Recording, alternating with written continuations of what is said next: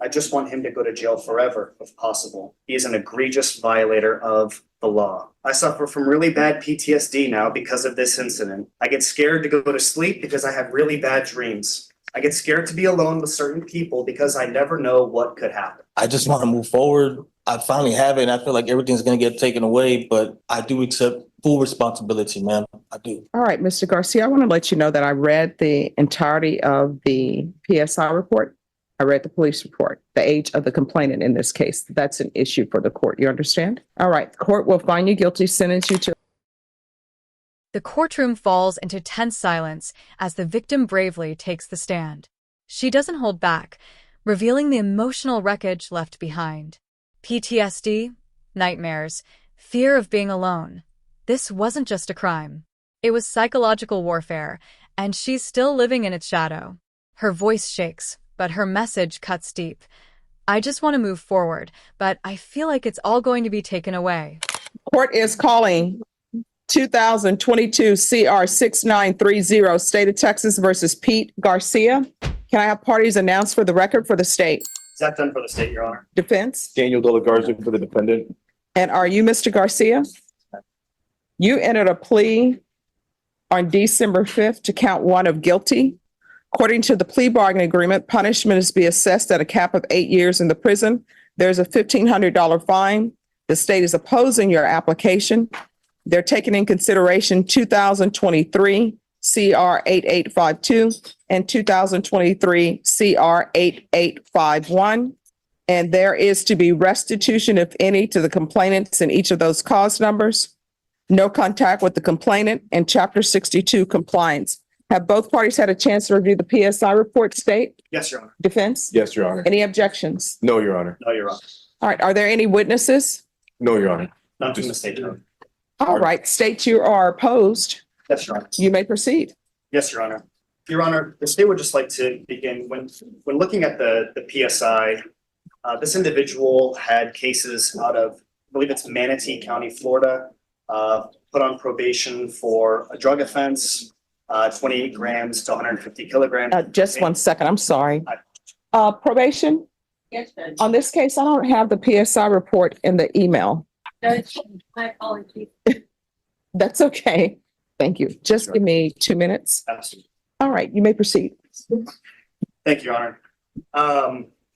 This individual was placed on probation on 2 different occasions out of Manatee County, Florida, once in 2006 for 28 grams to 150 kilograms of cocaine charge. Also 2007 out of Manatee County, Florida for use of investment proceeds from racketeering. That's 2 separate instances of probation outside of the state of Texas. Within the state, within Barrett County, there was this individual was transferred to TDC and sentenced in 2019 with tampering of a government record. Also 2019, unauthorized use of a motor-propelled vehicle. Again, sentenced, transferred to TDC on both of those. The victim in the credit card abuse case said in the PSI, quote, "I'm not okay with probation. I want him to do time. I'm sure he will do it to someone else. I don't think probation is the solution. He will do it again. He will do this to someone else." The victim in the fraudulent use or possession of an ID case said, quote, "I'm absolutely not okay with him applying for probation. I just want him to go to jail forever, if possible. He is an egregious violator of the law." So that's with respect to those 2 cases, Your Honor, that were taken into consideration. In the instant case, the indecency with a child by contact, juvenile Jalissa Leone told her mother that Pete Garcia fondled her breast and nipples on 10 separate occasions. She stated the incidents occurred when she was 11 years old, while Pete Garcia resided at the residence. Judge Boyd reads through the lengthy PSI report and police file with visible frustration. She doesn't just see a name and charges, she sees a trail of destruction.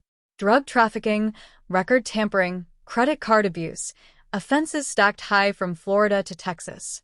Garcia's criminal history isn't some unfortunate accident. It's a roadmap of calculated choices. Juvenile Jalissa Leone did tell one of the interviewers that it never went further than that, but that Pete Garcia told her, quote, "Don't tell your mother." when the incidents occurred. Your Honor, in the PSI, this would be victim number 3, Your Honor, again, with respect to the indecency. When questioned, that victim said, again, victim Jaleesa Leon said, quote, I want him to take some accountability. I don't want probation for him. I suffer from really bad PTSD now because of this incident. I get scared to go to sleep because I have really bad dreams. I get scared to be alone with certain people because I never know what could happen. And Your Honor, I think the word there that of course sticks out to me from the victim in our case, the indecency, the incident case, I should say, is that accountability. And to kind of in summation, if you will, Your Honor, the final point is when the defendant, speaking to the accountability, when the defendant was questioned about why he feels he should be granted probation, he told them, quote, I need to continue with the life I was living. Well, the life he was living, Your Honor, caused all of this harm in Bexar County alone, and of course, criminal offenses stretching back over 15 years.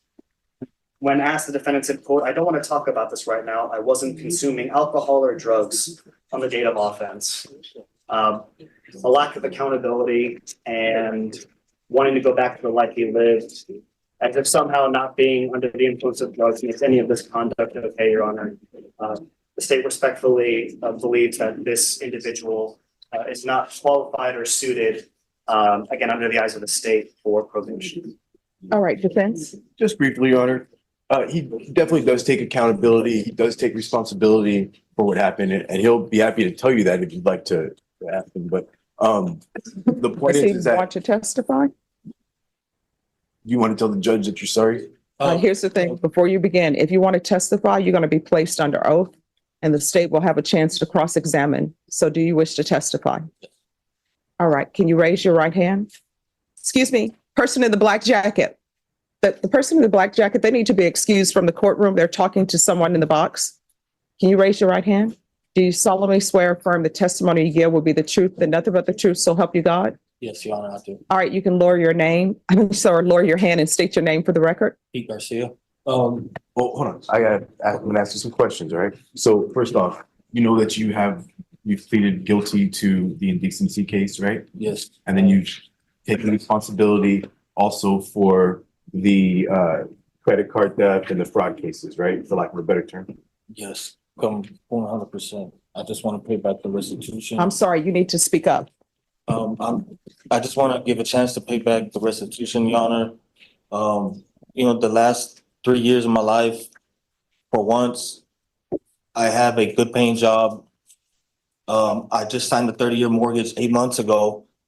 My life is finally on track. And, this incident happened in 2016, 2017. 7 years later, it came up. And I do take full responsibility of all my actions. I do. So let me ask you, when you say all your actions, are you talking about the case that you have pleaded guilty to, the sex offense, for lack of a better term? Yes. And you're talking about the cases that the judge will take into consideration? You take responsibility for all that, right? Yes. Now let me ask you questions. Now tell the judge, when the prosecutor says go back to the lifestyle or whatever, what did you mean by that? What I meant was, in the last 3 years, Your Honor, my life has been, me and my spouse, I have been on track. I go out for a month, I come home for a week. I've been doing that for 3 years. I finally, like I said, Your Honor, the life is what I meant was me getting my life back on track, finally living a normal life. The defense tries to spin a story of redemption. A steady job, a 30-year mortgage, a wife waving support from the back row. It's the classic plea for sympathy. But here's the catch. The judge isn't moved by surface-level change. She wants accountability, real remorse. Not just a man who's scared of losing his lifestyle, but someone who truly understands the harm he's caused. Now let me ask you, who is your spouse? Jasmine Manion, Is she here today? yes. I'm going to point out for Your Honor. Sure. Right there in the Under Armour shirt, waving her hand. Okay. And then if you were granted probation, is that where you would go back to live? Yes. Okay. And let me ask you, are there minor children in that house? None. And you have your own children, right? Yes, they're grown. What do you mean by grown? How old's the youngest? 21. Okay. And do they have children? Yes, my son does. Okay, now if the court will order you to have no contact with minor children, is that something that you'll abide by, first off? Yes, Then second of all, you're gonna have all kinds of conditions that you need to abide by, such as the sex offender counseling, maintaining employment, reporting to probation. Are you gonna do all that stuff? 100% complete. Yes. And then where are you gonna go back to work? At Halliburton. What's that? It's a oil and gas company. What do you do there? I'm a CDL driver. I deliver frac sands. And if your CDL license is suspended or you lose that, where would you go work at that point? Let's just say. It's a family member that works there. I would be working as a laborer. And then now the judge is going to give you, can give you up to 8 years in prison or deferred adjudication for up to 10 years. What are you asking to happen? Judge, I'm asking for the 10 years and just to give me that chance to pay back this restitution. And I just, for one time, have a normal life. I accept everything that I did. I just want to move forward. I finally have it, and I feel like everything's going to get taken away, but I do accept full responsibility, man. I do. I just want that chance to pay back, give them what they're asking for, the restitution, and just move on with my life. That's the witness, sir. Right, state. Just a couple of questions, Your Honor. Were you aware that when the complainant first outcried, the reason the outcry happened when it did is because she was having frequent and violent sexual dreams? Were you aware of that? No, I've had no contact with them in 7 going on 8 years. And if she hadn't had such violent dreams, there's reason to believe that she wouldn't have outcried. If she wouldn't have, would you have done something to take accountability for your actions, confess or do other actions or take other actions to take responsibility for the double-digit number of times that there was the touching of the breast with your hands? I'm sorry, I don't understand. And I apologize. To put it simply, if she had never outcried, would you have found a way to take accountability for your actions? If there was something said, then of course, 100% would. I do take accountability for my actions. And like I said, it's been almost 8 years. I have not heard anything until recently. So of course, yes, I 100%. No further questions, Your Honor. All right. So I have a question for both parties. With regards to the restitution amounts, one complainant says the restitution amount is 0. Mejia is saying their restitution amount is $15,000, but that $15,000, they're saying that's the money they borrowed, but that the bank reimbursed them. That was my understanding. So it appears that the money has been reimbursed. So I understand that there's costs because they borrowed $15,000, but then the bank reimbursed $15,000. Now I can understand maybe he's responsible for the interest on the $15,000, but the court doesn't have the interest amount for that. But, and if I'm wrong in my legal conclusion to this, I don't think he's responsible for the entirety of the $15,000 if the bank, and it appears from what I'm reading, the bank has given him back the $15,000. Yes, Your Honor. I would agree with that. Absolutely. So I don't have a restitution amount for that. When the details of the indecency charge are finally spoken, the courtroom feels like it can't breathe. The victim was 11 years old. The abuse happened repeatedly, and Garcia told her to stay silent. That one line, "Don't tell your mother," sums up the cold manipulation. You can see it in the judge's face. This is no longer just a case. This is about justice for a child whose innocence was stolen. Yes, Your Honor. I believe that is correct. I see exactly what the court is saying, and yeah, I don't believe there would be any restitution remedy available. Okay. All right. This is what the court is going to do. The court will deny your application. Does anybody want to speak to the cap? The court is going to find you guilty. Anyone want to speak to the cap of 8 years? Nothing from the state, Your Honor. Well, just, Your Honor, we would ask that he, based upon the fact that he has taken responsibility and that he has, done his best to make amends for what he's done, that we ask that you hit somewhere below the cap. And I would leave that up to the court's wise judgment, but I would ask somewhere below the 8 years. All right. All right, Mr. Garcia, I want to let you know that I read the entirety of the PSI report. I read the police report. And I've seen the ages of the complainant, the age of the complainant in this case. That's an issue for the court. You understand? All right. The court will find you guilty, sentence you to a $1,500 fine, time and money to run concurrent, taking in consideration 2023 CR 8852, 2023 CR 8851. There's to be Chapter 62 registration, no contact with the complainant, and either of the cause numbers. The court will sentence you to 8 years in the prison, give you credit for any time served. Going to show you what's entitled Trial Court Certification of Defendant's Rights to Appeal. Did you review that with your attorney? Did you understand it? Did you sign it?